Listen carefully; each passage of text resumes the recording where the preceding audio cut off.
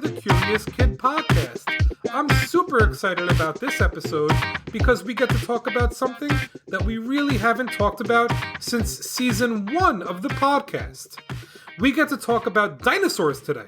Not only that, but we are getting curious for 3 incredible listeners that have reached out to us from different beautiful places very far from where we live. Let's get this thing going. Triple mailbag! Triple mailbag! Hello, Jacob and Olivia. I am Vivaan from Dresden, Germany, and I am 8 years old. I listen to your podcast every evening with my mom and dad. I'm curious about minerals, fossils, and otters. I also have a small collection of minerals and fossils. I would be very happy to hear about these things from you. Keep up the good work. Best regards, Vivaan, Mital, Mom, and Vivek, Dad. Hi, my name is Trang, and I'm from Hanoi, Vietnam. I just want to go over and say hi to you. I love all of your episodes, and my favorite is about road signs. I'm curious about letters and fossils. Thanks for the podcast. From Trang of Hanoi, Vietnam. Hi, I'm Tintin from China. I'm 8 years old, and I'm curious about fossils. Whoa! We are so lucky to have listeners in other countries like Germany, Vietnam, and China. We can't wait to learn all about fossils for Vivaan, Trang, and Tintin. Fossils are the remains or the impressions of a living thing, like an animal, insect, or plant. Fossils help scientists learn about the history of life on Earth. Without fossils, we wouldn't even know that dinosaurs existed, because dinosaurs haven't roamed the Earth for about 65 million years. Fossils have to be old even to be considered fossils. The question of the week is, how old do preserved remains of living things need to be before they can be considered fossils? The only way we can learn about things that happened very long ago is through evidence such as fossils. And the people that study fossils to learn more about the past are called paleontologists. A paleontologist looks for evidence of what life on Earth was like long before we got here. Consider this. Think about all of the different animals and plants that exist on Earth today. There are so many, and there are even a bunch that have yet to be discovered, because new living things are still being found all of the time. Well, what if I told you that more than 99% of all the species that have ever lived are now extinct? That means that paleontologists can keep themselves very busy with their research of what life on Earth used to be like. Paleontologists are trying to answer so many interesting questions, like what were the first life forms on Earth, and what happened to them? They are also trying to determine how newer animals and plants are related to the species that are now extinct. There are 2 major types of fossils that help paleontologists answer the many questions we have about what Earth was like a long time ago. There are body fossils, which are fossils that contain a part of the body remains. For example, a body fossil could be something like a piece of bone or a tooth. There are also trace fossils, which don't include a part of the body, but are actually traces of the organism's remains preserved in something like minerals or rocks. Trace fossils include things like animal tracks, casts, impressions, and molds. Footprints are an example of trace fossils. Most fossils form in sedimentary rock, which are the types of rocks that make up most of the rocks on and in the Earth's crust. Sedimentary rock forms when sediments, like sand for example, come together and harden. When this happens over and over again, sedimentary rock builds up over the course of millions of years. The cool thing about the process is that the assumption can be made that the sedimentary rock at the top layer of Earth is the youngest. Meanwhile, each layer you encounter as you dig into the Earth is older than the layer on top of it. This process is what helps paleontologists determine how old the fossils they discover are. There are some things that make it difficult for fossils to survive. For example, there are scavengers, like vultures, that feed on the bodies of dead animals. There are also insects, such as cockroaches, that eat and digest the waste of animals and plants.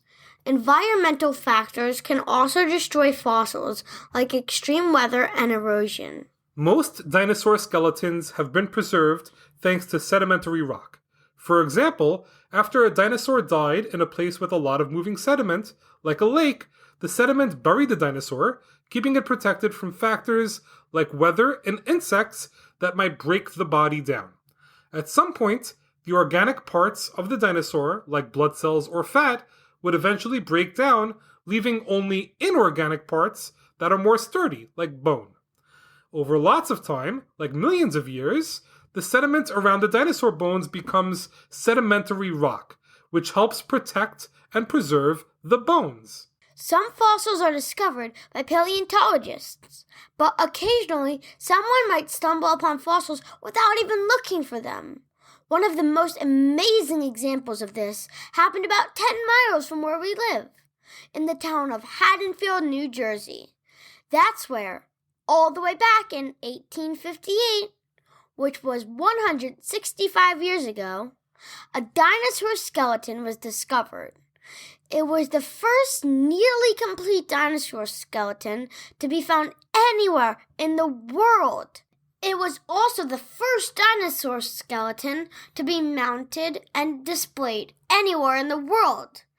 Back in 1868, 10 years after it was first discovered. The dinosaur, which was eventually given the name Hadrosaurus, was about 25 feet long, about 10 feet tall, and weighed about 8 tons. The discovery was so unexpected that it led many people to think differently about dinosaurs, and it led to an explosion of interest in finding dinosaur bones.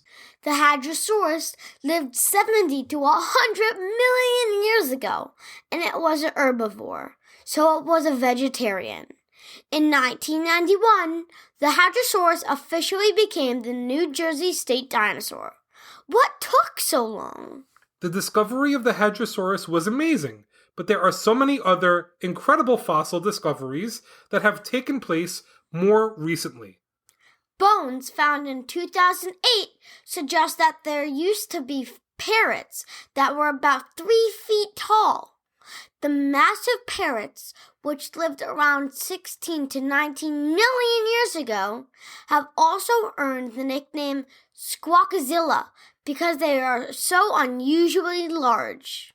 In 1989, a man named William Zinsmeister, that's an awesome last name, found a gigantic fossil of a dinosaur called the Elasmosaur, which was approximately 40 feet long and weighed 15 tons.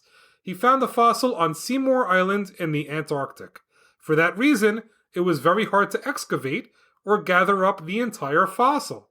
Excavation of the fossil didn't end until the year 2017, 28 years after it started. Dinosaurs aren't the only animals that have been preserved as fossils. In the year 2010, the fossil skull of a big cat was discovered. The skull was of a cat that was a relative of the snow leopard. The fossil showed that big cats lived as long as 6 million years ago, and it also helped show that big cats evolved in Asia. It was originally thought that big cats only evolved in Africa. It's now time to get a little gross. Animals and plants are not the only things to be fossilized. There is also something called coprolite, which is fossilized poop. In 2014, a coprolite collector bought a piece of coprolite measuring 40 inches for $10,000. I would rather just continue to collect Pokemon cards. Thank you very much. Yeah, I would prefer that too. It's time to answer the question of the week. Fossils need to be old enough to be considered fossils in the first place. How old do fossils have to be? Fossils need to be at least 10,000 years old to earn the name fossil. By the way, the word fossil comes from the Latin word fossus, which means dug up. Well, that's a wrap for this week's episode. Thanks so much for listening to this week's podcast, number 246, on fossils. Great job, Olivia, and great job, Vivaan, Trang, and Tintin for digging up a fantastic episode topic suggestion for us to get curious about. Before we sign off for the week, we have an amazing listener to thank. A big thanks to username SuperCat159 for the 5-star review. It says, I love your podcast. Short, but very, very sweet. We are so appreciative anytime anyone takes the time to leave a review for the podcast. We read each and every review. Thanks for making us feel special, SuperCat159, and for making it easier for other people to find Curious Kid Podcast. Join us next week when we will get curious about penguins for listeners in Ontario, Canada, Tennessee, Texas, Florida, and Brisbane, Australia. As always, thank you so much for listening and getting curious with us.